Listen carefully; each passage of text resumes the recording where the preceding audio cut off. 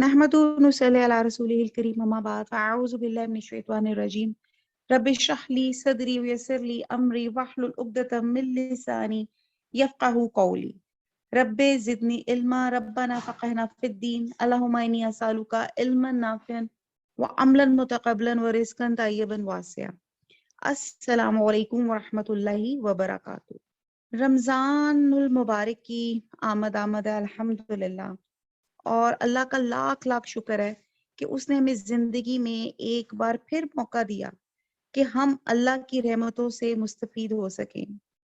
और हम देखते हैं कि ये जो कोविड फेज आया उसमें हमने देखा है कि बहुत से लोग ऐसे थे जो पिछले रमजान में हमारे साथ शरीक थे और इस रमजान वो शरीक नहीं है, ये रमजान नहीं मिल सका। तो इस बाबरकत महीने की आमद से पहले ही वो लोग दुनिया से रुखसत हो गए और हम नहीं जानते कि आइंदा हमारे लिए भी अभी कितने मौके हैं। तो ये रमजान नेकियों का सेल मेला है जिसका एक एक लम्हा बहुत कीमती है। एक एक लम्हे को एक जिसको कहते हैं एक अच्छे मुसलमान की तरह कि मेरा एक एक लम्हा भी जो है वो जाया ना जाए। और अक्लमंद इंसान वो है जो अपने वक्त की कीमत जाने, जो इस जिंदगी से फायदा उठाए और इसमें आने वाले बाबरकत जितने भी जो मोमेंट्स हैं और नेकी के मौके हैं उनको हाथ से ना जाने दे। तो ये महीना बहुत बाबरकत महीना है और हमें इसकी शुरू होने से पहले इसकी तैयारी करनी चाहिए, जिसके लिए आज हमारा इस्तकबाल रमजान है कि हमने रमजान को कैसे वेलकम करना है। हम देखते हैं कि जिंदगी में जो भी अहम मौका आता है हम उसके लिए खास एहतमाम करते हैं और इसकी तैयारी करते हैं।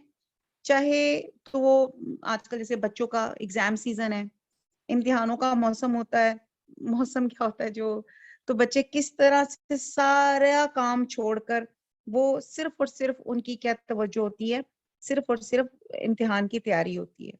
और वालिदैन भी साथ तैयारी कर रहे होते हैं कि वो बच्चों को फैसिलिटेट कर रहे होते हैं उनको पढ़ाई के लिए। और इसी तरह एक और जो चीज हम देखते हैं, शादी की कोई डेट फिक्स हो जाए तो महीनों पहले उसकी तैयारियां शुरू हो जाती हैं, वेडिंग ड्रेसेस और फिर उसके बाद क्या क्या सब, उसमें तो शादी की तो खैर लिस्ट ही बहुत लंबी है और कितनी देर हम उसको, कितना वक्त हमारा जाता है उसकी तैयारी में कि हमने उसमें क्या क्या क्या ड्रेस पहनना है, क्या करना है, क्या थीम होना चाहिए और किस किस तरह की उसमें चीजें आपको चाहिए होती हैं।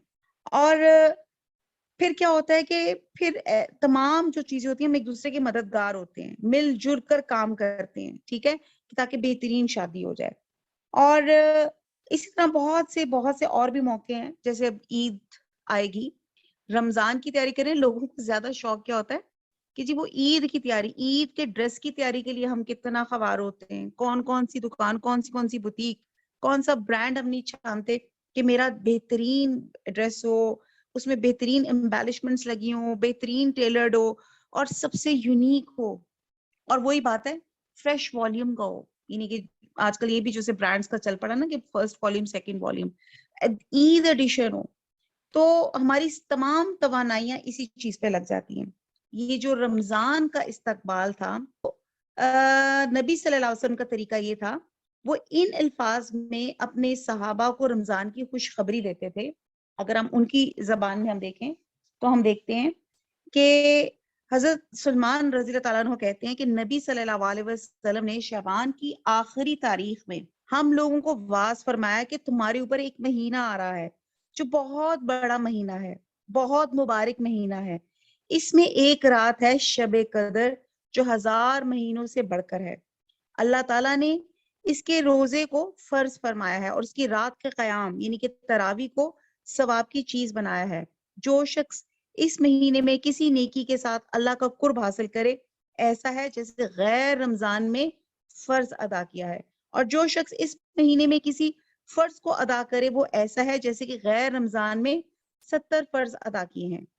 तो जिससे हमें इस महीने की इम्पोर्टेंस, इसकी नेकियों के बारे में हमें पता चलता है कि आप देखते हैं कि ये हुजूर सल्लल्लाहु अलैहि वसल्लम यानी कि शबान ही में इस्तकबाल लोगों को कहते थे कि रमजान के लिए तैयार हो जाएं। और ये महीना सबर का महीना और सबर का बदला जन्नत है। یہ مہینہ لوگوں کے ساتھ غم خاری کرنے کا ہے. اس مہینے میں مومن کا رزق بڑھا دیا جاتا ہے. جو شخص کسی روزے دار کا روزہ افطار کرائے اس کے لیے گناہوں کے معاف ہونے اور آگ سے خلاصی کا سبب ہوگا، اور روزے دار کی مانت اس کا ثواب ہوگا، مگر اس روزے دار کے ثواب میں بھی کچھ کمی نہیں ہوگی. اس پر صحابہ کرام نے عرض کیا، اے اللہ کے رسول صلی اللہ علیہ وآلہ وسلم، ہم میں سے تو ہر شخص اتنی کیپیسٹی نہیں رکھتا، اتنی وسعت نہیں رکھتا کہ وہ روزے دار کو روزہ افطار کروائے.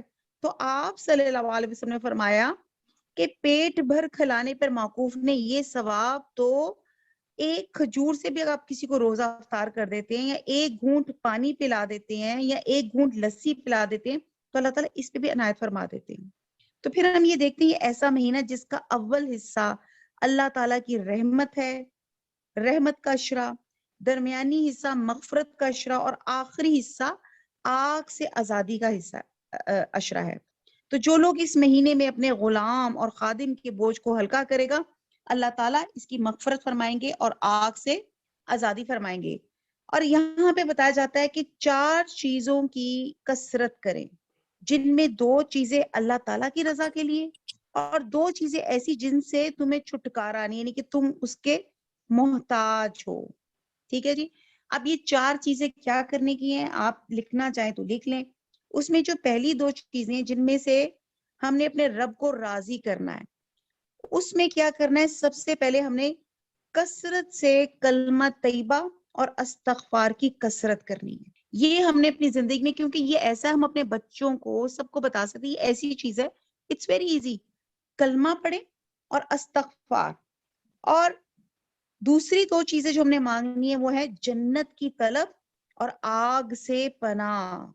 جو شخص کسی روزے دار کو پانی پلائے گا، حق تعالیٰ قیامت کے دن میرے حوض سے اس کو ایسا پانی پلائیں گے جس کے بعد جنت میں داخل ہونے تک پیاس نہیں لگے گی.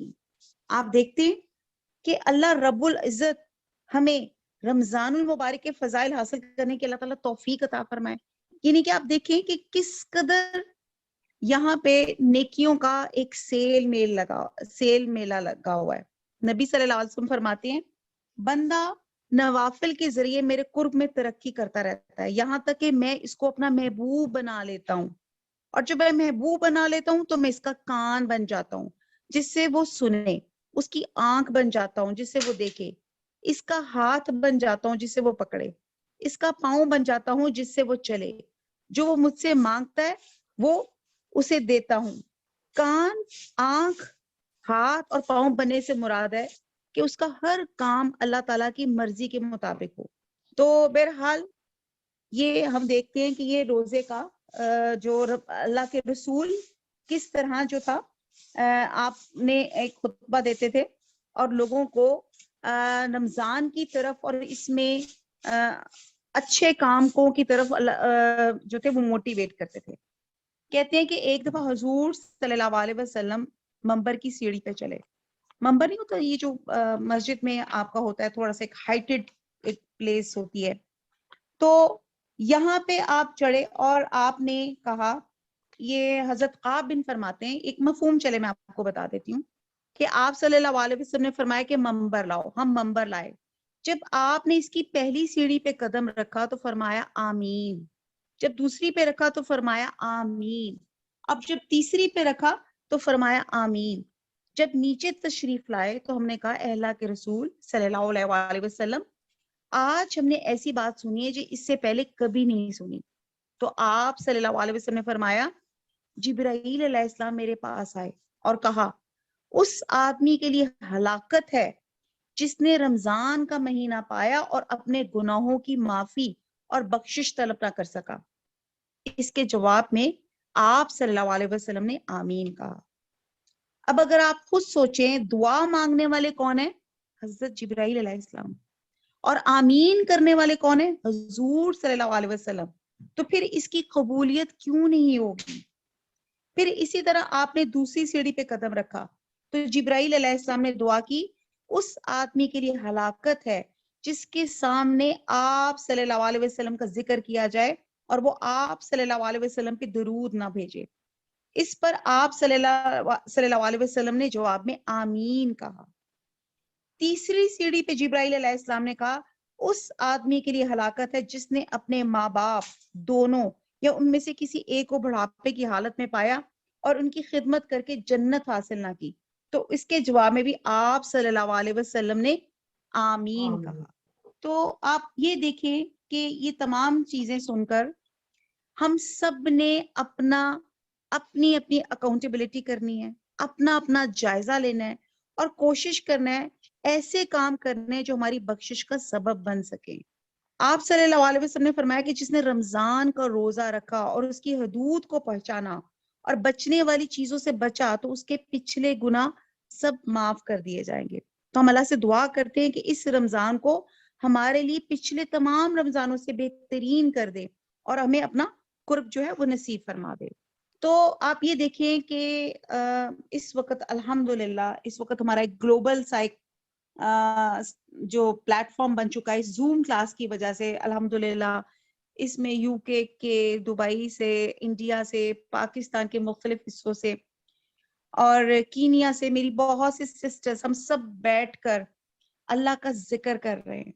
اور آپ کو یہ پتا ہے کہ جس جگہ اللہ کا ذکر کیا جائے اس ذکر کی جگہ کو فرشتے گھیر لیتے ہیں. آپ کو سمجھ ہے نا. تو اب آپ دیکھیں کہ جیسے کووڈ سے پہلے ایوری ٹیوزڈے میرے گھر کلاس ہوتی تھی, اور جب یہ کووڈ آیا تو یہ پچھلے 2 سال سے جو زوم انٹروڈیوس ہوا ہے تو اس کی وجہ سے آپ یہ سوچے کہ پہلے ہم ایک گھر میں اکٹھے ہوتے تھے تو فرشتوں نے اس گھر کو گھیرے میں لیا ہوتا تھا, اور وہ جو رحمت اور اس کی برکات ہیں اب اس وقت اس زوم کی وجہ سے, اس ٹیکنالوجی کی وجہ سے جہاں ہم جس اپنے گھروں میں بیٹھے ہوئے, یہ ہمارا جو ہماری ذکر کی محفل ہے اس کی جو حدود ہیں وہ اس کا وایہ بہت بڑا ہو گیا. اور آپ یہ دیکھیں کہ یہاں پہ ہم صرف خالص اللہ کی رضا کے لیے اکٹھے ہوئے ہیں اور اللہ کا ذکر کر رہے ہیں. تو آپ سوچیں کہ اس محفل کو, اس گلوبل پلیٹ فارم کو اللہ سبحانہ تعالیٰ کے فرشتوں نے گھیرے میں رکھا ہوا ہے, اور اللہ تعالیٰ پوچھتے ہیں کہ یہاں پہ کیا ہو رہا ہے. اللہ تعالیٰ کو سب پتا ہے. فرشتے جواب دیں گے اللہ تعالیٰ یہاں آپ کا ذکر کیا جا رہا ہے. تو اللہ سبحانہ تعالیٰ اتنے خوش ہوں گے, کہیں گے کہ یہاں پہ جتنے لوگ ہیں ان سب کو معاف کر دیا جائے, جس میں سے پھر فرشتے کہیں گے اللہ سبحانہ تعالیٰ یہاں پہ کچھ لوگ سننے کی نیت سے نہیں آئے, ان کے موٹیوز شاید کچھ اور ہوں. تو اللہ سبحانہ تعالیٰ فرمائیں گے اس نیک اور پاک محفل کے برکت میں, اس کی رحمت کی وجہ سے ان سب کو معاف کر دیا جائے. تو آپ یہ سوچیں کہ ذکر کی محفلوں کو جوائن کرنے سے ہی بھی کتنا ثواب ہے. اللہ تعالیٰ ہمارے صغیرہ کبیرہ جانے انجانے تمام گناہوں کو اللہ تعالیٰ معاف فرما دے. اللہ ہمیں مانگنا نہیں آتا, اللہ تعالیٰ ہمیں بنا مانگے اللہ تعالیٰ ہمیں عافیت اور رحمت سے نواز دے. آپ کو پتہ ہے حضور صلی اللہ علیہ وسلم کہتے تھے کہ میں اللہ کی رحمت کے بغیر میں جنت میں نہیں جا سکتا. تو پھر بتائیں کہ ہم کیا ناچیز لوگ ہیں. تو رحمت پہلا عشرہ جو ہے رمضان کا رحمت ہی ہے. اللہ تعالیٰ اس رحمت کو اللہ تعالیٰ ہم تمام گھروں میں, تمام امت مسلمہ کے گھروں میں اللہ تعالیٰ اپنی رحمت سے ہمارے گھروں کو ڈھانپ لیجئے. اب ہم دیکھتے ہیں کہ رمضان اسلامی سال کا 9واں مہینہ ہے.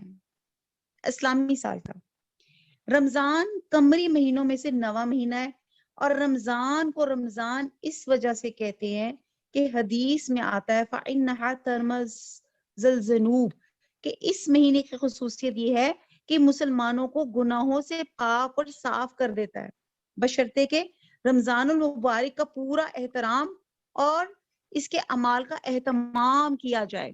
آپ یہ دیکھتے ہیں کہ رمضان کے معنی جلنے اور جلانے کے ہیں.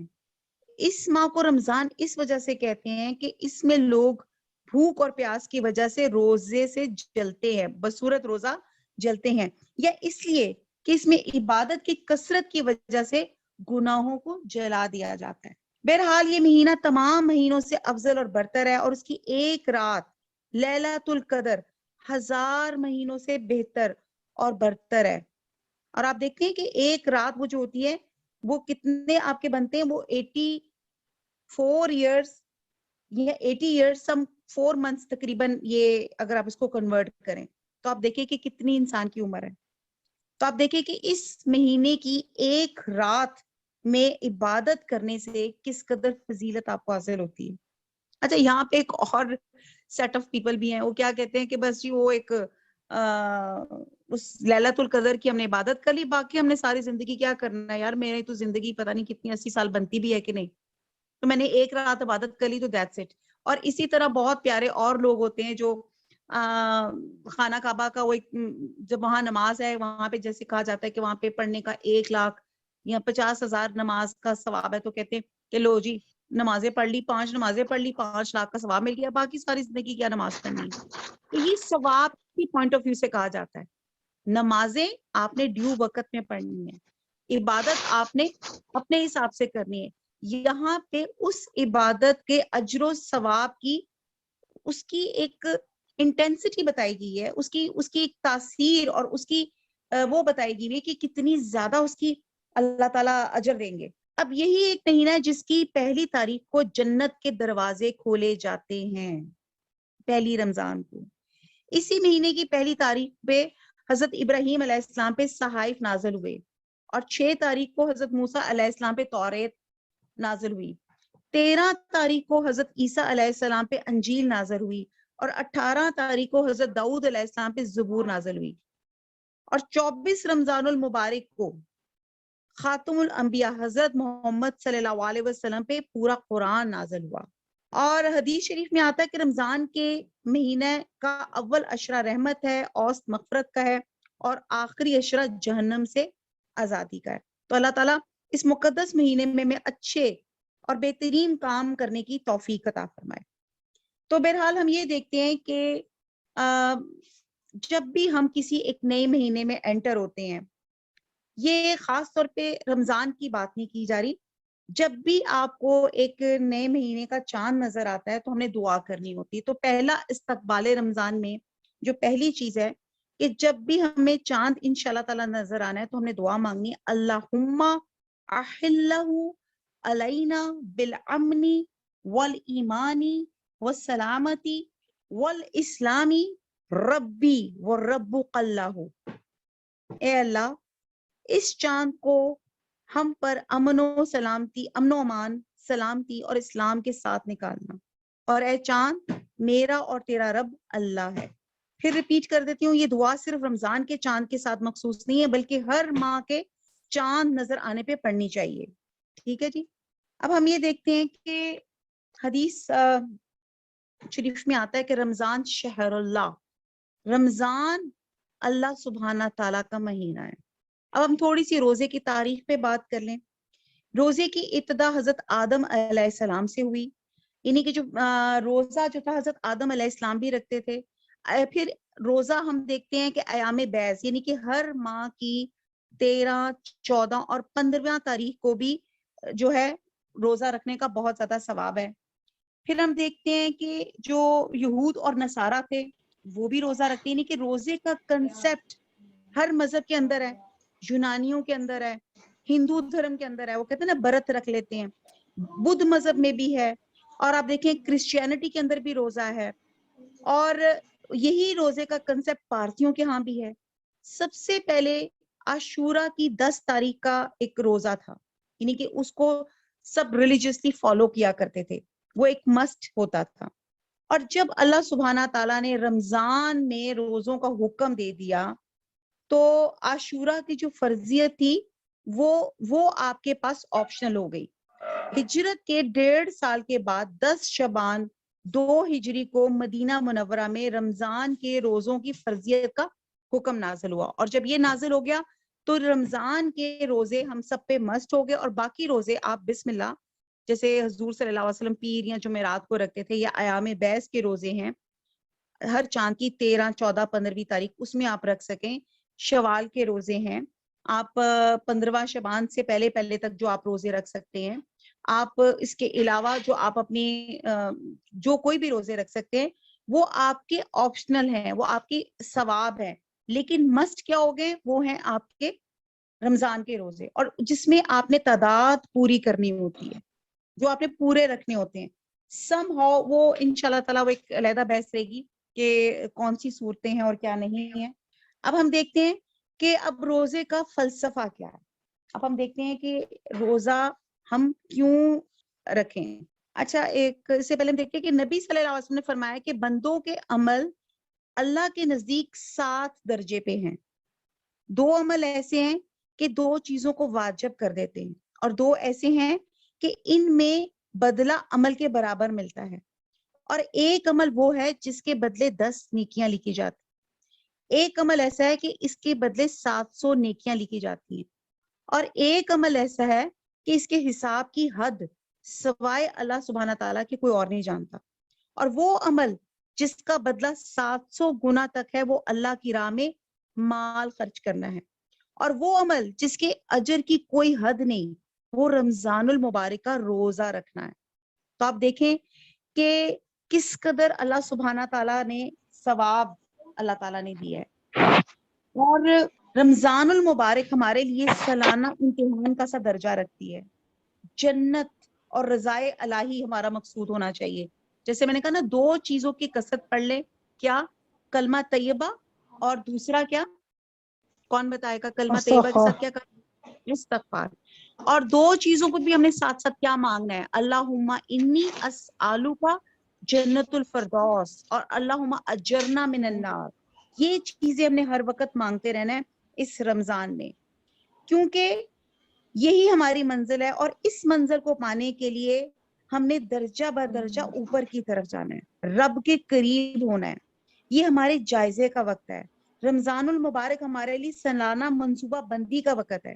ہم نے کیا حاصل کرنا ہے، کیا چھوڑنا ہے، کیا خریدنا ہے، کیا چیزیں ضروری ہیں، کتنا دین کا علم حاصل کریں اور کیا پھیلائیں. اب رمضان کا جو فلسفہ ہے، روزے کی تاریخ پہ بات ہوئی، وہ ہم نے دیکھا کہ روزہ ہر زمانے میں لوگوں نے رکھا، لیکن جب رمضان آ گیا تو پھر وہ مسٹ ہو گیا. اب ہم دیکھتے ہیں کہ روزے کا فلسفہ کیا ہے. انسان اشرف المخلوقات ہے.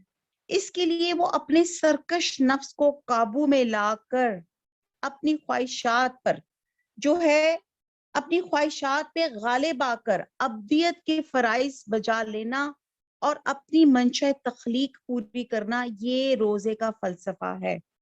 مشکل لگ رہا ہوگا آپ کو. اسلام آپ کا ضبط نفس چاہتا ہے، اور ضبط نفس سے مراد ہے کہ انسان کی خودی جسم اور اس کی طاقتوں پہ اچھی طرح قابو ہو جائے، یعنی کہ اس کی گرفت جو ہے مضبوط ہو جائے. جیسے اگر آپ ایک گھوڑا ہے، اس کا رائڈر جتنا سٹرونگ ہوگا تو وہ گھوڑے پہ قابو پائے گا. اگر وہ رائڈر سٹرونگ نہیں ہوگا تو گھوڑا اس کے اوپر قابو پا جائے گا. تو یہ وہ چیز ہے جو یہاں پہ آپ کو سمجھانی ضروری ہے اس کے فلسفے کے پوائنٹ آف ویو سے، کہ اگر آپ نے اپنی خودی کو سٹرونگ نہیں کیا، ہم نے اور خودی کا مقام وہی ہے جو ایک سلطنت میں ایک رولر کا ہوتا ہے، اور جسم اور اس کے تمام آرگنز جو ہوتے ہیں خودی کے اعلیٰ کار ہوتے ہیں، اور تمام جسمانی اور دماغی طاقتیں خودی کی خدمت کے لیے ہوتی ہیں. اور نفس کی حیثیت اس کے سوا کچھ نہیں کہ وہ خودی کے حضور اپنی خواہشات کو درخواست کے طور پہ پیش کرتا ہے. فیصلہ خودی کے اختیار میں ہوتا ہے. ٹھیک ہے؟ تو اس کی مثال ایسے جیسے میں نے بتایا اس سوار کی سی ہے جو اپنے گھوڑے کے قابو میں آ گیا. تو ایسا کمزور انسان دنیا میں کس قسم کی بھی کامیاب زندگی بسر کر سکتا ہے. اب آپ یہ دیکھیں، اب آپ یہ دیکھیں کہ جن لوگوں نے اپنی خودی پہ اپنے جسم اور نفس کی طاقتوں پہ قابو پا کر پرزور خودی بن گئے، تو وہ دنیا کے فرعون، نمرود، ہٹلر جیسی شخصیات بن گئی. اور اسلام کیا کہتا ہے؟ اسلام کہتا ہے کہ اپنی اس خودی کو کنٹرول کرنا چاہیے. اور اس کا کیا کرنا چاہیے؟ یہ ایسا ضبط نفس کہ ایسا کہ انسان کی خودی اپنے اللہ کے آگے سر تسلیم خم کرے، اس کی رضا کی طالب ہو، اور اس کے قانون کو یعنی کہ اس کو فالو کرے، اور اس کے اندر نہ صرف فالو کرے بلکہ اس کے اندر ایک اکاؤنٹیبلٹی کا بھی ہو کہ میں نے اللہ تعالیٰ کے آگے جواب دہی بھی کرنی ہے. ٹھیک ہے جی؟ اب ہم یہ دیکھتے ہیں کہ ہمارے جسم کی ضروریات کیا ہیں. تو ہم دیکھتے ہیں کہ ہمارے جسم کی بیسکلی 3 ضروریات ہیں. ایک، بھوک، یعنی کہ غذا کا مطالبہ، جس پہ آپ کا سروائیول آف لیونگ تھنگس، یعنی کہ جو آپ کو ہیومینٹی آپ کا ہے کہ آپ کو زندہ رہنے کے لیے کھانا ضروری ہوتا ہے. تو انسان کے لیے کیا ضرورت ہے؟ ایک اس کی بھوک، اور دوسرا اس کا صنفی مطالبہ ہے جس کو شہوت کہا جاتا ہے، اور تیسرا اس کا مطالبہ ہے آرام طلبی، تاکہ وہ ایک ریسٹ کر کے دوبارہ سے ذرا فریش ہو سکے. اب یہ تینوں مطالبے جو انسان کے اندر ہیں، اگر اپنی حدود کے اندر ہیں تو پھر تو ٹھیک ہے، لیکن یہی 3 پھندے ایسے ہیں کہ ان میں ذرا سی ڈھیل ہو جائے تو آدمی کی خودی کو الٹا اپنا غلام بنا لیتے ہیں. ایک بندہ ہے، اب اسے کھانے کا شوق ہے مسلسل، اس کا کام ہی یہی ہے. آپ دیکھیں، آپ کئی ہماری ایسی سسٹرز ہیں، آج پکانا کیا ہے، ترکیبیں ڈھونڈی، یہ اچھی بات ہے، آپ اچھا کھانا بنائیں، لیکن اگر آپ کو لگے کہ زندگی کا مقصد صرف کھانا بنانا، کھانا پکانا اور بس کھانا ہی کھانا ہے، اور کچھ لوگوں کو تو جیسے آپ دیکھتے ہیں نا ہوٹلز، اس پہ دیکھتے ہیں یار فلانا ہوٹل چیک کیا، اب نیا یہ آیا ہے، اب نئی یہ ریسیپی آئی ہے. ان کی زندگی کا مقصد صرف اور صرف کھانا ہی ہوتا ہے. تو پھر آپ دیکھیں، پھر اگر ایک مقصد جو اس کا دوسرا مقصد ہے جو شہوت پہ ہے، تو پھر آپ دیکھیں تیسرا اس کا جو مقصد ہے کہ اگر وہ ہر وقت آرام کرتا رہے، ایک ریسٹ موڈ پر ہو، تو پھر اس کے اندر ارادے کی کوئی طاقت نہیں بچتی. تو روزہ نفس کی ان تینوں خواہشوں کو اپنے ضابطہ کی گرفت میں لے لیتا ہے اور اس کی مشق کرواتا ہے. اب آپ کو تھوڑا سا فلسفہ سمجھ آتا ہے، تھوڑا سا پیچیدہ ہو گیا، لیکن یہ ایسے ہے کہ جس نے اپنے نفس کو پاکیزہ کر لیا اس نے فلاح پائی، اور جس نے ایسا نہ کیا اس نے اپنے آپ کو تباہ کر لیا. اور پھر آپ یہ دیکھیں کہ روزہ جو ہے آپ کی خودی کی ٹریننگ ہے، ٹھیک ہے، نفس کی قوت توڑنے اور اپنی تمام قوتوں کو اعتدال میں لانے کے لیے روزے کا حکم دیا گیا. لذتوں کو شہوتوں سے روکا گیا. اگر آپ دیکھیں کہ اگر آپ کسی جانور کو ٹیم کرتے ہیں، فار ایگزامپل آپ کسی گھوڑے کو یا کسی اپنے ڈاگ کو یا کسی بھی جانور کو جب آپ ٹیم کرتے ہیں تو اس کے لیے سب سے سرکش جو گھوڑا ہوتا ہے نا، اس کو سب سے پہلے آپ کہتے ہیں کہ اس کو دانا اور گھاس نہ ملے، اس کو کھانا پینا نہیں دیتے، کیونکہ جب اسے کھانا پینا نہیں ملتا تو وہ تابع ہو جاتا ہے اور اس کی نفس کی سرکشی دور ہو جاتی ہے. پھر یہی اللہ تعالیٰ نے رول نکالا کہ روزے میں جو فلسفہ ہے کہ جب آپ اللہ کے حکم سے جو جائز حلال کھانا تھا اللہ کے حکم سے وہ رک جاتا ہے، اس کو آپ چھوڑ دیتے ہیں، ایک جائز حلال چیز کو اللہ کے حکم سے آپ چھوڑ دیتے ہیں، تو آپ ایک پریکٹس میں آ جاتے ہیں کہ آپ اپنی نفس کی سرکشی کو دور کر رہے ہیں. پھر اللہ تعالیٰ کیا کہہ رہے ہیں کہ پلس اب اس حالت میں، یعنی کہ جب آپ اپنا کھانا پینا آپ نے چھوڑ دیا، اپنے اوپر عبادت کا بوجھ لا دو. جس طرح جانور کو دانا اور گھاس کم ملے تو وہ نرم ہو جاتا ہے، تو یہی حال نفس کا ہو جاتا ہے. تو جب اس کو کھانا کم ملے گا اس کی تربیت میں نرمی آ جائے گی، اور پھر پلس وہ عبادت زیادہ کرے گا تو وہ جس کو ہوتا ہے اللہ کا بندہ بن جائے گا، اور اسے ہر وقت اللہ کی مدد چاہیے ہوگی. پھر ایک مصیبت زدہ انسان بھوکا رہ کے دوسرے انسان کی پریشانی یا بھوک کو سمجھ سکتا ہے. ایسے ہی ہے نا، ایک کھاتا پیتا گھرانہ اگر کسی کو یار میں نے تو آج کھانا نہیں کھایا یا میرا تو ناشتہ نہیں تھا، وہ اگر وہ بھوکا ہی نہیں رہا تو اسے کیا پتا کہ بھوکا رہنا ہوتا کیا ہے. بہرحال بہت کچھ ہے. جیسے اگر آپ لوگوں نے دیکھا ہو، اگر آپ میں سے کسی کا کوئی آرمی میں ہو تو آپ دیکھتے ہیں کہ وہ آرمی میں ایک ایکسرسائز کروائی جاتی ہے. ایکسرسائز کیا ہوتی ہے کہ وہ جو کہتے ہیں جو میرے ہسبینڈ ایکسرسائز پہ گئے ہیں، ایکسرسائز کیا ہوتی ہے کہ جو آرمی میں جو ہوتے ہیں ان کے جو وہاں کے جو آرمی کے جتنے لوگ ہوتے ہیں ان کو ایکسرسائز پہ بھیجا جاتا ہے کہ ایک ایسی جگہ بھیجا جاتا ہے جہاں پہ کم فوڈ ہو، جہاں پہ آرام کم ہوتا ہے اور وہاں پہ کام زیادہ ہوتا ہے، اور ان کو مشکل حالات میں وہاں پہ ان کو، جیسے سیاچین تھا، میری فرینڈ کے ہسبینڈ سیاچین بھی گئے تھے، وہاں پہ آپ دیکھیں کہ وہاں پہ مائنس سے بھی مائنس جا کے درجہ حرارت ہوتا ہے، اور اس درجہ حرارت پہ اپنے آپ کو سروائیو رکھنا، کم کھانے کم پینے کے ساتھ اور ساتھ کام بھی کرنا، تو وہ پھر اور اسٹرانگ بن جاتے ہیں. تو وہی فلسفہ جو ہے ہمارے روزے کا ہے کہ اللہ تعالیٰ ہمیں اسٹرانگ بنانا چاہتے ہیں، اندر سے اسٹرانگ بنانا چاہتے ہیں. اور یہ صرف ایک دن کی مشق نہیں ہوتی، ایسی مشق کے لیے اللہ تعالیٰ نے 30 دن خودی کے لیے مشق کروائی ہے. سال بھر میں پورے 720 گھنٹے کا اللہ تعالیٰ نے رمضان میں یہ پروگرام بنایا ہے کہ رات کے آخری حصے میں اٹھ کر سحری کھاؤ، صبح پھوٹ پھٹتے کھانا پینا بند کر دو، اور دن بھر ہر قسم کی غذا سے پرہیز کرو اور غروب آفتاب کے بعد ٹھیک وقت پہ افطار کرو. پھر رات کے ایک حصے میں تراویح یعنی کہ آپ نماز پڑھو. چند گھنٹے آرام کرنے کے بعد پھر اگلے دن یہی پروگرام دوبارہ سے ریپیٹ ہو جاتا ہے. اور پھر کیا ہو جاتا ہے, انسان کے اندر, اس کی خودی کے اندر اتنی طاقت پیدا ہو جاتی ہے کہ وہ اللہ کی مرضی کے مطابق اپنے نفس اور جسم پہ حکومت کر سکتا ہے. یعنی کہ وہ اپنا ریموٹ اس کے ہاتھ میں ہوتا ہے.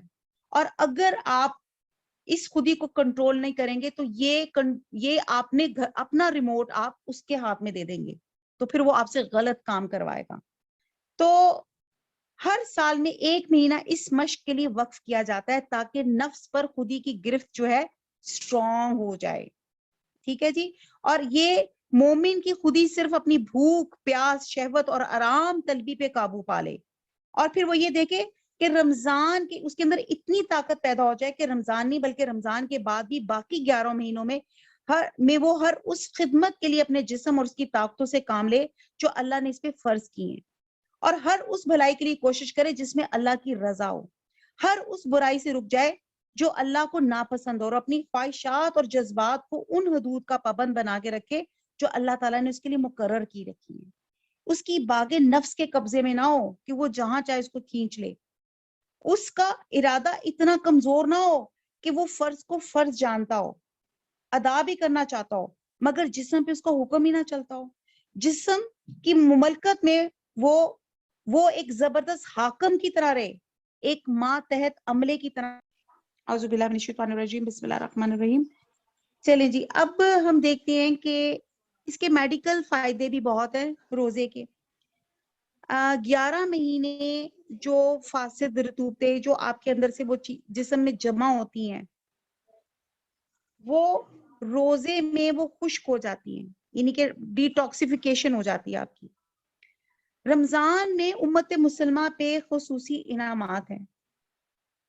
حضرت ابو ہریرہ سے روایت ہے کہ حضور صلی اللہ علیہ وسلم نے فرمایا کہ رمضان شریف کے متعلق جو تھی, میرے امت کو خاص طور پہ 5 چیزیں دی گئیں جو پہلی امتوں کو نہیں ملی, جس میں سے پہلا, روزے دار کی منہ کی جو بدبو ہے جو بھوک کی وجہ سے پیدا ہوتی ہے اللہ کے نزدیک مشک سے زیادہ پسندیدہ ہے. اور پھر دوسرا بات یہ کہ ان کے لیے دریا کی مچھلیاں تک دعائے مغفرت کرتی ہیں اور افطار کے وقت تک کرتی رہتی ہیں. آپ کو یہ پتہ ہے جغرافیکلی ہماری جو ارتھ ہے اس میں ایک حصہ لینڈ ہے اور 3 حصے جو ہیں وہ پانی کے ہیں, اور آپ سوچ سکتے ہیں کہ وہ جو 3 حصے پانی کے ہیں اس میں کس قدر میرین لائف ہوگی, نہیں کہ کس قدر مچھلیاں, کتنی آبی مخلوقات ہوگی. تو اللہ تعالیٰ نے ایک یہ بات بتا دی کہ جو روزے دار ہوتا ہے اس کے لیے دریا کی مچھلیاں تک افطار تک اس کے لیے مغفرت کی دعا کرتی ہیں. پھر نمبر 3, جنت ہر روز ان کے لیے سجائی جاتی ہے. پھر اللہ تعالیٰ فرماتے ہیں کہ قریب ہے کہ میرے بندے دنیا کی مشقتیں اپنے اوپر سے پھینک کر تیری طرف آئیں گے. سمجھ آ رہی ہے؟ جب ہمارے گھر کوئی مہمان آنے لگتا ہے تو کس طرح ہم گھر کی ڈیکور کرتے ہیں. تو یہ دیکھیے کہ اللہ سبحانہ تعالی ہمارے لیے جنت میں ڈیکور کر رہے ہیں, تو آپ سوچیں کہ پھر اللہ کی ڈیکور کیسی ہوگی. پھر یہاں پہ اس مہینے کا خصوصی انعام یہ ہے کہ اس ماحول مبارک میں شیاطین قید کر دیے جاتے ہیں, اور وہ رمضان میں ان برائیاں مطلب اب ایک سمجھ نہیں آتا کہ اچھا جی اکثر ہم سننے میں آتا ہے کہ جی وہ شیاطین کو قید کر دیا جاتا ہے. اچھا جی شیاطین کو قید کر دیا جاتا ہے, پھر بھی ہم دیکھتے ہیں کہ جی فلمیں بھی چل رہی ہیں, غلط کام بھی چل رہے ہیں, تو یہ ایسا کیوں چیز ہے؟ یہ کبھی آپ کے ذہن میں سوال آتا ہے کہ یہ ایسے ہوتا ہے کہ ہم نے باقی 11 مہینے, جیسے میں نے جو اتنی لمبی میں نے بحث نفس کی آپ کی خودی کی تھی کہ 11 مہینے تک تو آپ نے کہا جی میرا جسم میری مرضی, میری زندگی, نن آف یور بزنس, میں نے اپنی زندگی سے ڈھنگ سے زندگی گزارنی, آپ کون ہوتے ہیں مجھے انٹرفیئر کرنے والے. اور آپ اپنے جسم کو اتنا کھلا پلا کے موٹا تازہ اور اپنی عقل کو بھی اور تمام چیزوں میں اتنے کر رہے ہوتے ہیں کہ آپ کو آپ کے اوپر آپ ہی اتنے حاوی ہوتے ہیں, آپ کا نفس اتنا حاوی ہوا ہوتا ہے کہ اللہ تعالیٰ جب شیطان بند بھی کر دیتے ہیں نا تو آپ کے اندر کا یعنی کہ یہ ایک آئینہ ہوتا ہے رمضان، ہمیں آئینہ دکھاتا ہے. اگر ہم غلط کام کر رہے ہیں تو اٹ مینس، ویسے تم کہتے تھے نا کہ جب میں غلط کام کروں بھائی مجھے شیطان نے ٹریپ کر لیا، شیطان نے بھٹکا دیا. اب تو رمضان میں قید ہو گئے. اب اگر میں غلط کام کر رہا ہوں تو دس از ایگزیکٹلی می، میں اتنا ہی گندا ہوں، مجھے اتنی استغفار کی ضرورت ہے. میں اتنا اپنے آپ کی زندگی کو کر لیا ہے کہ میرے اندر میں نے اپنا ایک شیطان خود میں نے گھڑ لیا ہے، اس کو میں نے خود بنا لیا ہے. تو اللہ تعالیٰ معاف فرمائے. اسی لیے اس رمضان میں پریکٹس کی جاتی ہے تاکہ ہمارا خود ہی ہماری اسٹرانگ ہو اور ہم سے غلط کام نہ ہو. ورنہ اللہ تعالیٰ تو کہتا ہے کہ میں نے شیطان بند کر دی ہیں. اور کیونکہ انسان لیکن انسان کا جو نفس ہے گناہ کرانے میں شیاطین سے کم نہیں ہے، اور گناہوں کا چسکا بھی گناہوں کی پٹری پہ لے جاتا ہے. تاہم گناہوں کی کمی اور عبادت کی کثرت کا ہم سب مشاہدہ کرتے ہیں. پھر ہم پانچویں جو یہاں پہ اللہ تعالیٰ نے ایک ہم پہ اعزاز بخشا کہ رمضان کی آخری رات میں روزہ داروں کی مغفرت کی جاتی ہے، ان کو مزدوری دی جاتی ہے جس کو ہم چاند رات کہتے ہیں. اور ہم چاند رات میں کہاں پہنچے ہوتے ہیں؟ بازاروں میں، بھیڑوں میں، جس وقت جس کو کہتے ہیں نا ایک بندہ ایک لائن میں لگا ہوا ہے سیلری لینی ہے، اور این اس کا ٹائم آتا ہے تو اس وقت وہ ادھر سے ادھر ہو جاتا ہے. تو وہی حالات ہم لوگوں کے ہیں کہ وہ چاند رات میں اللہ تعالیٰ اس کے سارے گناہ بخش دیتا ہے. کیونکہ جب مزدور اپنی مزدوری سے فارغ ہو جاتے ہیں تو ان کی اجرت انہیں پوری پوری دی جاتی ہے. لیکن یہ ساری نعمتیں اس کے لیے جو اپنے حقیقی روح کے ساتھ رمضان کے روزوں کی پابندی کرے. اب ہم دیکھتے ہیں کہ روزہ ڈھال ہے. ڈھال کیسے کہتے ہیں کہ روزہ شیلڈ ہے. روزے دار کو چاہیے کہ بے حیائی کے کام اور لڑائی جھگڑے سے بچے. اگر کوئی سے لڑنے پہ اتر آئے یا سے گالی دے تو وہ کہہ دے کہ میں روزے سے ہوں. بخاری میں ایک حدیث ہے کہ کتنے ایسے روزے دار ہیں جنہیں ان کے روزے سے بھوک کے سوا کچھ نہیں ملتا، اور کتنی ایسے رات میں عبادت میں کھڑے ہونے والے ہیں جنہیں بے خوابی کے سوا کچھ نہیں ملتا. اور ایک دوسری حدیث میں حضور صلی اللہ علیہ وسلم نے فرمایا کہ روزہ صرف کھانا پینا چھوڑنے کا نام نہیں بلکہ تمام گالم گلوچ چھوڑنے کا نام ہے، جھگڑا چھوڑنے کا نام ہے. اگر کوئی ایسا جھگڑنے لگ جائے تو کہے میں تو روزے سے ہوں، میں تو روزے سے ہوں. اب ہم دیکھتے ہیں کہ بخاری اور مسلم کی ایک حدیث میں ہے کہ روزہ اور قرآن قیامت کے دن اللہ کے بندے کی سفارش کریں گے. روزہ کہے گا اے میرے رب، میں نے دن کو اسے کھانے پینے اور شہوت سے روکا تو اس کے حق میں میری سفارش قبول فرما. قرآن کہے گا میں نے اسے رات کے وقت محو خواب ہونے سے روکا، اس کے حق میں میری سفارش قبول فرما. اللہ تعالیٰ دونوں کی سفارش قبول فرمائیں گے. آپ یہ دیکھیں. اور روزہ سوسائٹی کے غربا اور فقراء سے ایک تعلق پیدا کر دیتا ہے. اب اگر میں تھوڑا سا دیکھوں نا جو نماز کے جو آپ کے دین کے ارکان ہیں اس میں ہم دیکھیں نماز، مساوات. آپ دیکھیں تمام عبادات مسلمانوں کے درمیان میں اخوت اور بھائی چارے کی فضا پیدا کرتی. نماز کو آپ دیکھیں وہ کہتے ہیں نا 21 صف میں کھڑے ہو گئے محمود و ایاز، نہ کوئی بندہ رہا نہ کوئی بندہ نماز، کوئی بڑا نہیں چھوٹا نہیں، سب نماز میں کھڑے ہو جاتے ہیں. پھر آپ زکوٰۃ دیکھیں، امیروں سے مال لے کے غریبوں کی طرف لوٹانے کا ذریعہ ہے جس سے سب انسانوں میں برابری ہو جاتی ہے. پھر آپ حج دیکھیں، ایک ہی جیسا لباس پہنا ہوا ہے اور ایک ہی جیسے لباس میں ہم سب اللہ کے حضور پیش ہوتے ہیں. اور پھر اسی طرح روزہ، چاہے وہ امیر ہے چاہے وہ غریب ہے، سب کو بھوک اور پیاس سے آشنا کر دیتا ہے. سحری، افطار اور تراویح کے اوقات میں مسلمان معاشروں کو مطلب ایک جیسا مساوات آ جاتی ہے، بھائی چارہ، یعنی کہ بے انتہا خوبیاں ہیں جو میں اس پہ اگر میں بات کروں تو. پھر ہم دیکھتے ہیں کہ ایک بہت ہی میری بہت فیورٹ حدیثوں میں سے ایک حدیث ہے، حدیث قدسی ہے. اے ابن آدم، ایک تیری چاہت ہے اور ایک میری چاہت ہے، ہوگا تو وہی جو میری چاہت ہے، بس اگر تو نے سپرد کر دیا اپنے کو اس کے جو میری چاہت ہے تو وہ بھی میں تجھ کو دوں گا جو تیری چاہت ہے، اور اگر تو نے مخالفت کی اس کی جو میری چاہت ہے تو میں تھکا دوں گا تجھ کو اس میں جو تیری چاہت ہے، پھر ہوگا وہی جو میری چاہت ہے. تو بہرحال اس میں ہم دیکھتے ہیں کہ اب روزے اب ہم دیکھتے ہیں کہ روزے کا مقصد کیا ہے. فلسفہ بھی دیکھ لیا. اب روزے کا مقصد کیا ہے کہ آپ کے اندر 3 کوالٹیز پیدا کرنا. نمبر 1 لعلکم تتقون. پہلی کوالٹی یہ کہ تقوی آپ کے اندر آ جائے. اب آپ دیکھیں کہ تقوی، ہم دیکھتے ہیں کہ تقوی کس کو کہا جاتا ہے. تقوی ہوتا ہے پرہیزگاری، بنا دیکھے اللہ تعالیٰ سے ڈر کر اپنے آپ کو گناہوں سے، برے کاموں سے اپنے آپ کو محفوظ رکھنا. اس کے لیے کسی نے بہت اچھی اس کی تفسیر کی تھی کہ تقوی ایسے ہے کہ جیسے آپ ایک راستے سے گزر رہے ہیں اور وہ راستہ، اس میں کیچڑ بھی ہے اور اس میں خاردار کانٹے دار جھاڑیاں بھی ہیں. تو آپ کیسے اس میں سے گزریں گے؟ کیسے گزریں گے آپ ایسے گزریں گے اپنے کپڑوں کو سمیٹ کر. کس طرح گزریں گے کہ کیچڑ بھی نہ لگے، اور آپ کو پتہ ہے کانٹوں میں ایک ذرا سا بھی آپ کا اگر ایک کپڑا الجھ جائے تو آپ کے سارے کپڑے تار تار ہو جاتے ہیں. تو کس طرح آپ اپنے آپ کو بچا کے اس راستے سے گزاریں گے؟ تو یہی تقوی کا مفہوم ہے.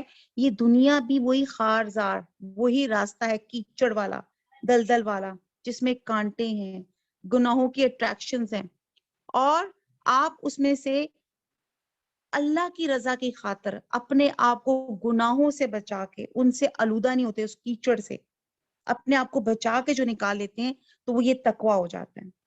آپ دیکھتے ہیں کہ اس ماہ کی ہر گھڑی میں فیض اور برکت کا خزانہ ہے.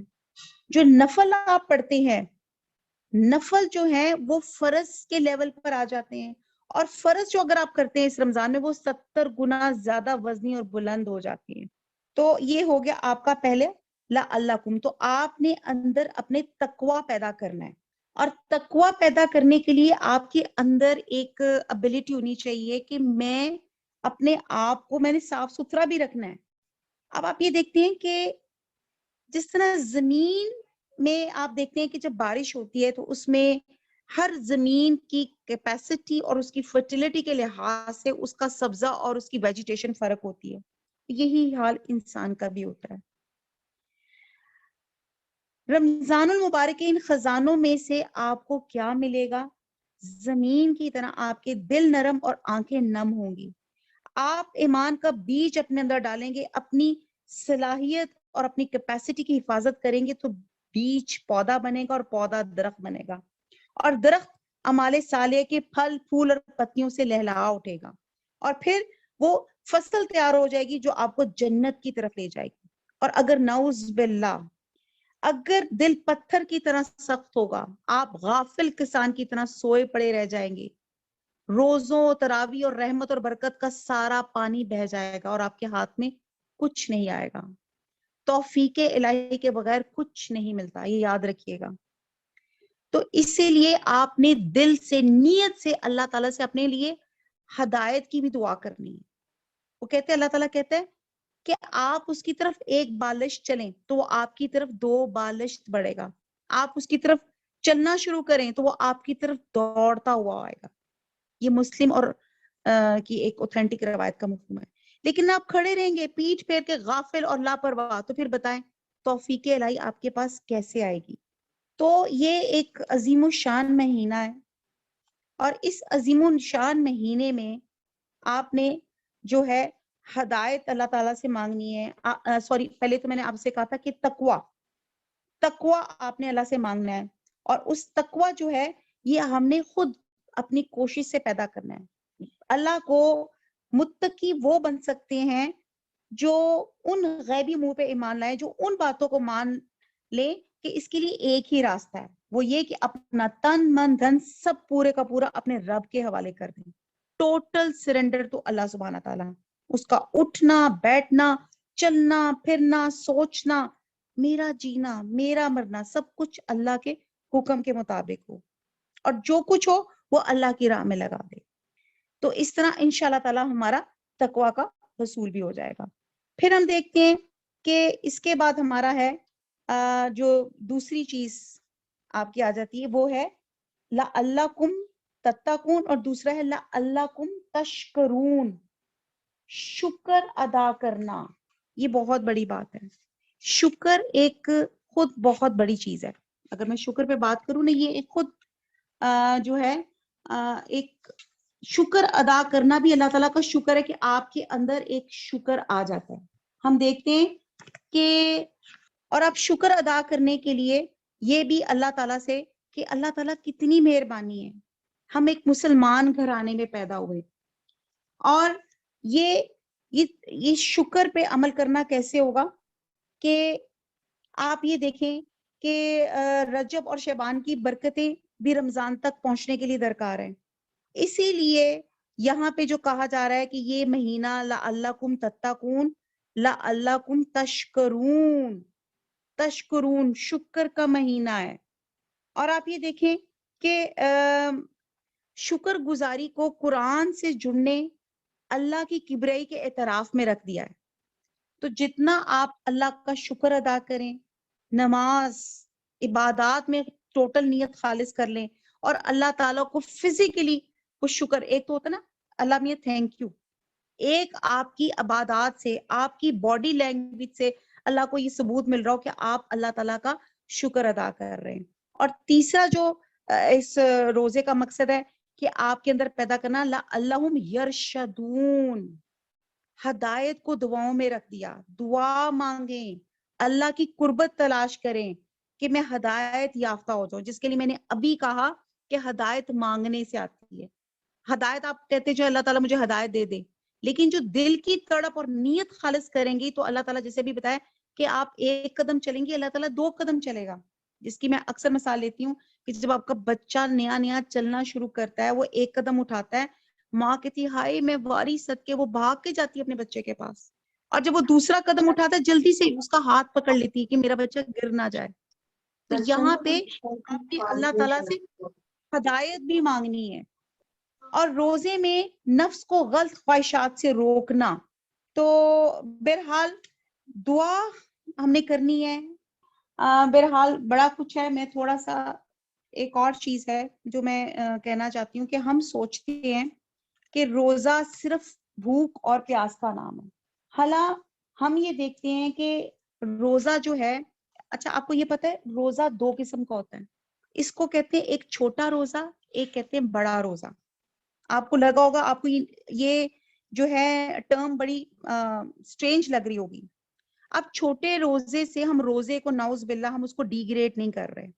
چھوٹا روزہ کتنا بھی بڑا ہو، 13 گھنٹے کا، 14 گھنٹے کا، جہاں باہر جو آپ کے UK وغیرہ میں 18-19 گھنٹے کا ہو سکتا ہے. ٹھیک ہے جی. اس روزے کا ایک قانونی ضابطہ ہے، کچھ شہری احکامات ہیں، کچھ پابندیاں ہیں. یہ آپ کا چھوٹا روزہ کہلاتا ہے جو رمضان کے روزے آپ کے ہیں. بڑا روزہ کیا ہے؟ اسلام کا روزہ. اسلام خود ایک روزہ ہے. یہ سب روزے سے بڑا روزہ ہے. اب یہ کب ختم ہوتا ہے اور کب شروع ہوتا ہے کون بتائے گا؟ جو خوش قسمت انسان مسلمان گھرانے میں پیدا ہوتا ہے اور شروع میں کلمہ گو ہوتا ہے، تو جیسے ہی وہ کلمہ گو ہوتا ہے وہ روزے کی حد میں آ جاتا ہے.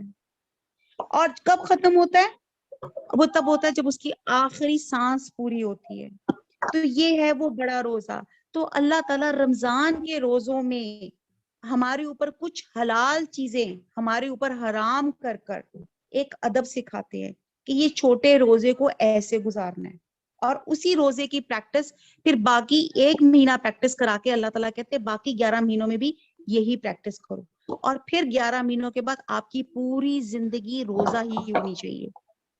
پوری زندگی کہ ہم نے اپنی زندگی کا شب و روز اللہ تعالیٰ کے احکامات اس کی رضا میں گزارنا ہے. جس چیز سے اللہ تعالیٰ منع فرماتے ہیں اس سے منع ہو جانا ہے. تو یہ ہے آپ کی زندگی کے 2 روزے. امید ہے آپ کو یہ بات سمجھ آ رہی ہوگی کہ ایک بات تو یہ ہے کہ جیسے اس روزے میں جیسے غیبت کرنا، جو حلال چیزیں کچھ کھانا، جھوٹ، رشوت یا ہر برا کام، دھوکہ دینا، ہر چیز منع ہوتی اس چھوٹے روزے میں. تو یہ جو آپ کی دنیا کا روزہ ہے جو چلتا رہے گا جب تک کہ آپ کی آخری سانس ہے، تو اس میں بھی ہم نے یہی کر لینا ہے. رمضان ختم ہونے کے بعد آپ یہ نہ سمجھے کہ چھٹی ہوگی، ہم آزاد ہو گئے، ہم جو چاہیں کریں. ہرگز نہیں، ہم آزاد بالکل نہیں ہیں. ہمارے گلے میں اسلام کا توق پڑا ہوا ہے، آپ کی تختی، آپ کے شناختی کارڈ لکھا ہوا ہے، آپ کون ہیں؟ الحمدللہ مسلمان ہیں۔ اللہ تعالیٰ کے یہاں اس روزے کا حساب ہوگا اور اس روزے کا بھی حساب اور کتاب ہوگا۔ تو بہرحال اللہ تعالیٰ ہمیں توفیق عطا فرمائے کہ ہم یہ جو چھوٹا روزہ ہے، یعنی کہ یہی دو روزے ہیں، ایک روزہ جس کو قریب المیعاد کہا جاتا ہے، یہ جو قریب کا روزہ ہے جیسے رمضان کا روزہ جو دن بھر کا روزہ ہے، اور ایک روزہ وہ ہے جو زندگی کے ساتھ رہے گا مسلمان کے لیے، جب سے وہ بالغ ہوا ہے اس دن تک جب تک وہ سانس اور جان میں جان ہے۔ اور وہ شخص جس نے اسلام قبول کیا، اس کا بھی جب تک بدن میں اس کی جان اور روح ہے اس وقت تک باقی رہتا ہے۔ تو اللہ تعالیٰ ہمیں اور آپ کو توفیق دے کہ ہم اس روزے کو برقرار رکھ سکے، اس روزے کی حفاظت کر سکے، اس کی قدر کر سکے، اور اسی روزے پر جئیں اور مریں۔ ربنا توفنا مسلمین والحقنا بالصالحین۔ تو اللہ تعالیٰ ہمیں توفیق دے کہ ہم اس روزے کی بھی قدر جو ہے ہم کر سکیں۔ پھر ہم دیکھتے ہیں، ہم کچھ روزوں کے آداب دیکھ لیتے ہیں۔ اب پہلا ادب تو یہ ہے، حقیقی روزہ تو یہ ہے کہ آپ نے اپنے آرگنز کو بھی گناہوں سے روکنا ہے، ٹھیک ہے جی۔ خالی بھوک اور پیاس کا نام روزہ نہیں ہے۔ تو پہلا روزہ ہے آپ کا نگاہ کا روزہ۔ پہلا ادب یہ ہے کہ نظریں نیچی رکھیں، جن چیزوں کی طرف نگاہ ڈالنا اللہ تعالیٰ کو پسند نہیں ہے اس کی طرف نگاہ ہی نہ جانے دیں، اور جن چیزوں کو دیکھنے سے دل بھٹکتا ہو، اللہ کی یاد سے غفلت طاری ہو، ان کی طرف مت دیکھیں۔ اللہ تعالیٰ نے فرمایا نظر ڈالنا رسول صلی اللہ علیہ وسلم نے فرمایا نظر ڈالنا ایسی چیزوں پہ جن سے اللہ تعالیٰ نے روکا ہے، شیطان کے تیروں میں سے ایک زہر میں بھجا ہوا تیر ہے۔ جو کوئی اللہ کے خوف سے نگاہ بد سے رک جائے گا، اللہ تعالیٰ اس کے دل میں ایمان کی حلاوت کا مزہ عطا فرما دیں گے۔ حضرت جابر روایت کرتے ہیں کہ رسول صلی اللہ علیہ وسلم نے فرمایا کہ 5 چیزیں ایسی ہیں جن سے روزہ ٹوٹ جاتا ہے۔ ایک جھوٹ، دوسری غیبت، تیسری چغلی، چوتھے جھوٹی قسم، اور 5ویں شہوت کی نظر۔ تو اپنی نظروں کی حفاظت کریں۔ اکثر ہمارے میں یہی ہوتا ہے کہ جی نظریں کیا حفاظت کریں، لوگوں نے کپڑے ایسے پہنے ہوتے ہیں، کہاں تک اپنی نظروں کو بچائیں۔ بہرحال جہاں تک ہو سکتا ہے آپ اپنی نظروں کو بچا کے رکھیں۔ پھر ہم دیکھتے ہیں کہ دوسرا ادب یہ ہے زبان کا روزہ۔ زبان سے بےہودہ بات، جھوٹ، غیبت، چغلی، فحش، ظلم کی بات، جھگڑے کی بات یہ مت کریں۔ زبان کا روزہ یہ ہے کہ خاموش رہیں، ان گناہوں سے بچیں اور اسے اللہ کی یاد اور تلاوت قرآن میں مشغول رکھیں۔ یعنی کہ زبان کا روزہ یہ ہے کہ ہر وقت ہماری زبان کس چیز سے تر ہو؟ اللہ کے کلام سے۔ کتنا آسان ہے، سبحان اللہ، الحمدللہ، اللہ اکبر، لا حول ولا قوت الا باللہ۔ آپ کو پتہ ہے لا حول ولا قوت یہ جنت کے ایک دروازے کی چابی ہے، جنت کے دروازے کی چابی ہے۔ اور اسی طرح ریان یہ بھی ایک جنت کا ایک دروازہ ہے جس میں صرف روزہ دار لوگ جو ہیں وہی وہاں سے انٹری لے۔ سفیان سوری کہتے ہیں کہ غیبت سے روزہ ٹوٹ جاتا ہے۔ مجاہد نے کہا کہ 2 چیزوں سے روزہ ٹوٹ جاتا ہے، ایک غیبت، دوسرے جھوٹ۔ تم میں سے کوئی روزے سے ہو تو نہ فحش بکے، نہ بد کلامی، نہ فضول گوئی کرے، نہ چیخے چلائے۔ اگر کوئی گالی دے یا لڑنے پہ اترے تو کہہ دے کہ میں روزے سے ہوں۔ ایک بہت پیاری حدیث کا مفہوم ہے۔ حضور صلی اللہ علیہ وسلم کے زمانے میں 2 عورتوں نے روزہ رکھا۔ دن گزرنے کے ساتھ بھوک پیاس کی شدت سے ان کی حالت خراب ہو گئی۔ انہوں نے حضور صلی اللہ علیہ وسلم کی خدمت میں آدمی بھیجا اور افطار کی اجازت طلب کی۔ آپ نے اس آدمی کو ایک پیالہ دیا اور ارشاد فرمایا کہ ان دونوں سے کہنا کہ جو کچھ تم نے کھایا ہے اس پیالے میں قے کر دو۔ ایک عورت نے قے کی تو آدھا پیالہ تازہ گوشت اور خون سے بھر گیا، دوسری نے قے کی تو پورا پیالہ بھر گیا۔ لوگوں کو بڑا تعجب ہوا۔ حضور صلی اللہ علیہ وسلم نے فرمایا کہ ان دونوں نے اس غذا سے تو روزہ رکھا جو اللہ نے حلال کی ہے، اور جو چیز اس نے حرام کی ہے وہ اسے کھاتی رہی۔ ایک دوسرے کے پاس بیٹھی انہوں نے لوگوں کی غیبت شروع کر دی، اور دونوں نے لوگوں کا جو گوشت کھایا تھا وہی گوشت پیالے میں ہے۔ تو یہاں سے آپ اندازہ لگائیں کہ ہماری زندگیوں میں غیبت، جھوٹ، چغلی کس قدر زیادہ ہے۔ غیبت کے بارے میں آپ کو سنا نا، یہ ایسے جیسے اپنے مردہ بھائی کا گوشت کھانا. ایک تو بھائی کتنے پیارے ہوتے ہیں، اور ناؤز باللہ اگر وہ مردہ ہو اور اس کا گوشت کھانا، یعنی کہ اٹ از دیٹ مچ، اتنا برا ہے. اللہ تعالیٰ کو اتنی مطلب سوچتے بھی کراہت آتی ہے کہ آپ کسی ایک، بلکہ اگر آپ کو مرغی پسند ہے، ایک مری ہوئی مردہ مرغی بھی آپ کے سامنے آ جائے، آپ مری ہوئی مرغی کا آپ چاہیں گے بھی تو آپ گوشت نہیں اس کا کھا سکیں گے، اور کہاں پیارا بھائی. تو اس لیے پلیز اپنے آپ کو زبان کا روزہ رکھیں. تمام اس وقت ہمارے شروع ہو جاتے ہیں نا، شروع ہو جاتی ہیں اسٹوریاں، شروع ہو جاتی ہیں. ہاں جی امی جی السلام علیکم، کیا حال ہے؟ بس امی جی میں تو بس کھپتی گئی. آپ کو پتا ہے میری ساس تو جس وقت اذان سے 5 منٹ پہلے کمرے سے باہر تشریف لے کر آتی ہیں اور بڑے کہتی میں تو تہجد پڑھ رہی تھی، میں تو قرآن میں مصروف تھی. میری درانی اور جٹھانی وہ بھی آرام سے ٹائم سے گزرتی ہیں جی، وہ بچہ تھا میں تو ساری رات سو ہی نہیں سکی. اما میرے نصیب میں لکھا ہوا ہے سحری بنانا، افطار بنانا. مر گئی ہوں، کھپ گئی ہوں امی جی، اتنی مجھے کام ہوتے ہیں اور باقی ساری مزے سے اپنی بیٹھی ہوتی ہیں، میں ہی کر رہی ہوں. یہ جو ہم اس وقت جو گفتگو کر رہے ہیں اس وقت ماں اور بیٹی، تو یہ غیبت کے زمرے میں ہے. ایک تو ہم نے ہمارے پلے کچھ ہے نہیں، اوپر سے جو ہے وہ بھی ہم گوا رہے ہیں. تو آپ یہ کیوں نہیں سوچتے کہ سحری بنانا یا افطاری بنانا کس قدر ثواب کا کام ہے؟ آپ یہ کیوں نہیں سوچتے کہ یہ سوچے کہ یہ کرا، یہ لاٹری آپ کے ہاتھ میں لگ گئی کہ باقی اگر سوئے ہوئے تھے یا نہیں ہوتے، آپ کو اللہ تعالیٰ نے ثواب کے لیے چنا، آپ نے سحری بنا لی. آپ کو، ہماری بہنوں کو تو شکوہ یہ ہوتا ہے اللہ اب تو گرمی کے روزے آ گئے، اوے اللہ میرے تو کچن میں اے سی بھی نہیں لگا ہوا، میں کیسے روٹیاں پراٹھے بناؤں گی یا یہ کیا کروں گی. باقی سارے سوئے رہتے ہیں، مزے سے میز پر آتے ہیں، اس کے بعد پھر برتن اٹھاؤں. آپ سوچیں you are lucky to be chosen. آپ کو اللہ تعالیٰ نے چنا ہے کہ آپ سحری بنا رہی ہیں، آپ افطاری بنا رہی ہیں، آپ مزے سے آپ اپنی تہجد اپنا اٹھ کر آپ پڑھ کر آپ وضو کر کے آپ اپنی سحری بنانا شروع کریں، پراٹھے واٹ ایور جو آپ بنا رہی ہیں، ساتھ ساتھ اللہ اکبر، بسم اللہ، سبحان اللہ وبحمدہ، سبحان اللہ العظیم، اپنی زبان کو تر کرتی رہیں.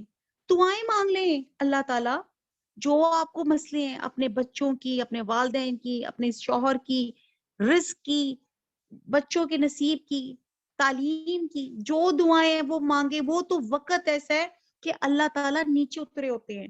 ہم سوچتے ہیں کہ شاید وہ رمضان والے دن ہی اللہ تعالیٰ نے کہا ہے کہ اللہ تعالیٰ تہائی رات میں اللہ تعالیٰ زمین پہ اترتے اور کہتے ہیں کہ ہے کوئی مانگنے والا جو مجھ سے مانگے. اللہ تعالیٰ رمضان اور نان رمضان دونوں ٹائم ہر روز رات کو اترتے ہیں کہ ہے کوئی مانگنے والا جو مجھ سے مانگے اور میں اس کو عطا فرماؤں. لیکن ہم غفلت سے پڑے سوئے ہوتے ہیں. تو اللہ کا شکر ہے اس رمضان کے مہینے ہم سحری کے بہانے اٹھیں گے، سحری بنائیں گے، دل سے خوشی سے بنائیں. کام تو کرنا ہے، چاہے وہ رو کے کر لیں تو چاہے ہنس کے کر لیں، it's all up to you. ہنستے ہنستے کریں، خود ہی خوشی خوشی کریں. باجی بھابھی آپ چھوڑ دیں میں بنا لیتی ہوں. وہ جو کہتے ہیں نا نیکیوں میں دوڑ لگائیں، سبقت میں بنا دوں، میں سحری بنا دوں، مجھے اس کا اجر مل جائے. اس چیز پہ کیوں رہتی ہے کہ مقابلہ بازی کرتی رہیں اور خوش ہوں. اور دوسرا پلیز یہ جو غیبت ہے اس چیز سے باز آ جائیں. پھر تیسرا ادب ہے کانوں کو بری بات سننے سے روکو. اس لیے جن باتوں کا زبان سے نکالنا حرام ہے ان کا سننا بھی حرام ہے. اس وجہ سے اللہ تعالیٰ نے کانوں سے جھوٹ سننے والوں اور حرام کا مال کھانے والوں کو کا ذکر ساتھ ساتھ فرمایا ہے. سورہ مائدہ میں یہ کان لگا کر جھوٹ سننے والے اور حرام کا مال کھانے والے. اسی طرح یہ بھی فرما دیا کیونکہ ان کے علماء اور مشائخ انہیں گناہ کی بات کہنے اور حرام کھانے سے نہیں روکتے تھے. اپنے کان کا بھی روزہ رکھیں. غلط بات، غیبت کہنا اور سننا دونوں ہی حرام ہے. آپ کو پتہ ہے گڈ لسنر ہونا، آپ کو پتہ ہے غیبت کی کس سے جاتی ہے؟ کہ میں آپ سے اگر سوال کروں نا کہ آپ غیبت کس سے کرتے ہیں تو آپ کہیں گے امی سے، اپنی بہن سے، ہاں وہ جو میری بیسٹ فرینڈ ہے میں اس سے غیبت کرتی ہوں. غیبت کیوں کرتی ہیں؟ کیونکہ دے آر گڈ لسنرز. وہ آپ کی بات توجہ سے سنتے ہیں اور ہاں میں ہاں ملاتے ہیں.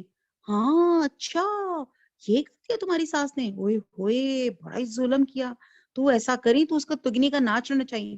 آپ سناتے ہی اس کو ہیں جو اچھا سننے والا ہوتا ہے. تو اسی لیے اپنے کانوں پہ بھی پردہ لگائیں. غیبت سننا اور خاموش رہنا بھی حرام ہے.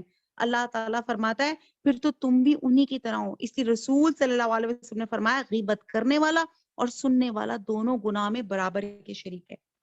پھر آپ کا چوتھا ادب آ جاتا ہے اعضاء کا روزہ، آپ کے آرگنز کا۔ ہاتھ پاؤں اور دیگر اعضاء کو گناہوں سے روکیں۔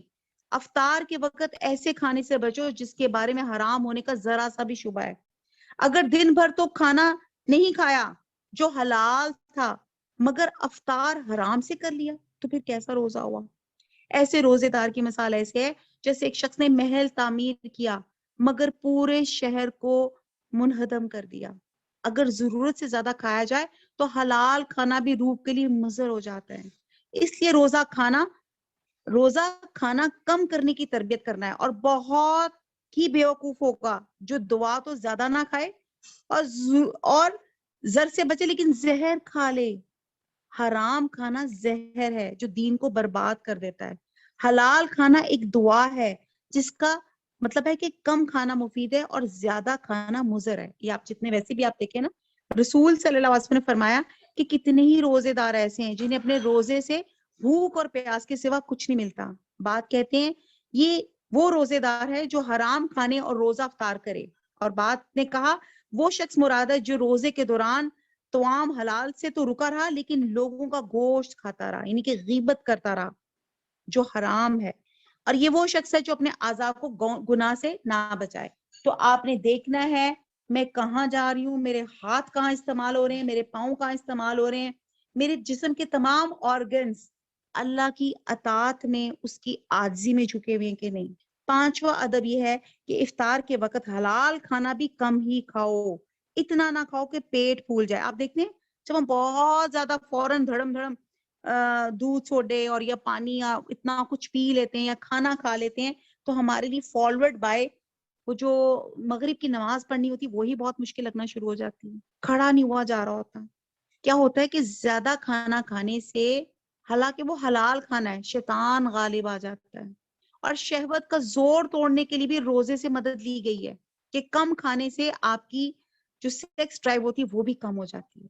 اگر روزہ دار افطار کے وقت دن بھر کی بھوک پیاس کی تلافی کر دے اور ایک ہی وقت میں ایک دم اتنا کھانا کھا لے جتنا دن بھر میں کھاتا ہے تو پھر آپ یہ دیکھیں کہ اس کا حالات کیا ہوں گے، یعنی کہ اس کا پیٹ کا حالات کیا ہوگا۔ ظاہر ہے روزے کا مقصد خالی پیٹ رہنا، خواہش نفس کو قابو میں رکھنا تاکہ نفس میں تقوی پیدا ہو۔ اگر کوئی صبح سے شام تک معدہ خالی رکھے پھر لذیذ کھانوں سے خوب پیٹ بھر لے تو نفس کی خواہشات اور لذتیں دوبارہ سے آ جائیں گی اور ایسی خواہشتیں بیدار ہو جائیں گی جو روزہ نہ رکھتا تو وہ نہ ابھرتی اگر وہ نہ وہ چیزیں کھاتا۔ بہتر یہ ہے کہ رات کو بھی اپنا پیٹ خالی رکھیں، تہجد اور دیگر وظائف کے لیے آسانی ہو جاتی ہے، شیطان دل کے پاس نہیں آتا۔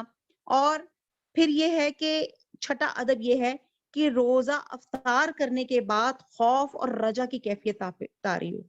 امید یہ رکھیں اللہ تعالیٰ اس کا روزہ قبول کرے گا اور اسے مقربین میں شامل کرے گا، اور ساتھ ڈر یہ بھی ہو شاید اس کا روزہ قبول نہ کیا جائے، وہ اللہ نہ کرے اللہ کا غضب کا شکار ہو جائے۔ حقیقت یہ ہے ہر عبادت کے بعد آپ کی یہی کیفیت ہونی چاہیے، یعنی کہ جب آپ یہ ایکچولی نا یہ بھی شیطان کا ایک ٹریپ ہوتا ہے، وہ کیا کرتا ہے کہ آپ ذرا کوئی اچھا کام کرتے ہیں نا تو آپ کہتے ہیں واہ جی واہ میں نے تو آج بڑا ہی اچھا کام کیا، مجھے تو اب کسی اور چیز کرنے کی ضرورت ہی نہیں ہے۔ وہ آپ کو نیکیوں پہ متکبر بنا دیتا ہے، غرور آ جاتا ہے، نیکی کا غرور۔ جب آپ چھوٹا کام کریں بڑا کام کریں اللہ کے لیے، اللہ کی رضا کے لیے، ہمیشہ دعا ہونی چاہیے ربنا تقبل منا، اے اللہ اسے قبول فرما لے، خوف کے ساتھ رجا کے ساتھ۔ ہمارے ایک صحابی ہوتے تھے، کہتے تھے کہ اگر مجھے یہ پتا چلے کہ جنت میں ایک ہی شخص جائے گا تو مجھے امید ہے کہ وہ شخص میں ہی ہوں گا، اور اگر پتا چلے کہ جنت میں جانے سے ایک ہی شخص پیچھے رہ گیا تو مجھے خوف ہوگا کہ کہیں وہ شخص میں تو نہیں۔ یہ خوف اور یہ رجا کے ساتھ آپ کو ہر امید کرنی چاہیے اور اللہ سے دعا مانگنی چاہیے کہ اللہ تعالیٰ میری جو بھی ہیں میرے اللہ تعالیٰ قبول فرما لے ان تمام میری اس کوشش کو۔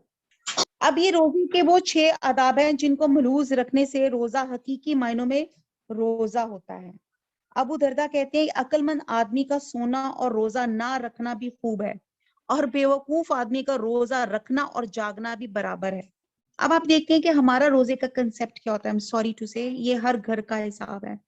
ہم کیا کرتے ہیں، ہم سحری تک سارے جاگ رہے ہوتے ہیں اور جاگ کے کیا کر رہے ہوتے ہیں، نیٹ فلکس میں موویز دیکھ رہے ہوتے ہیں، اور جیسے ہی افطاری سحری ہوتی ہے اس کے بعد ہم سو جاتے ہیں۔ اور کچھ تو بچے یا کچھ ہمارے اپنے گھر والے لوگ بالکل جس کو کہتے ہیں نا افطاری سے کچھ دیر پہلے اٹھتے ہیں، اور کوئی درمیان میں اٹھ بھی جائے نا تو کہتا ہے اچھا ابھی 2 گھنٹے ہیں میں دوبارہ سو جاتا ہوں۔ یہ آپ سوچتے ہیں کیسا روزہ ہے کہ آپ نے سارا سو کے گزار لیا یا آپ نے یہ کر لیا۔ علینا الا البلاغ، سبحانک اللہم و بحمدک، نشہد لا الہ الا انت، نستغفرک و نتوب الیک۔ والسلام علیکم ورحمۃ اللہ وبرکاتہ۔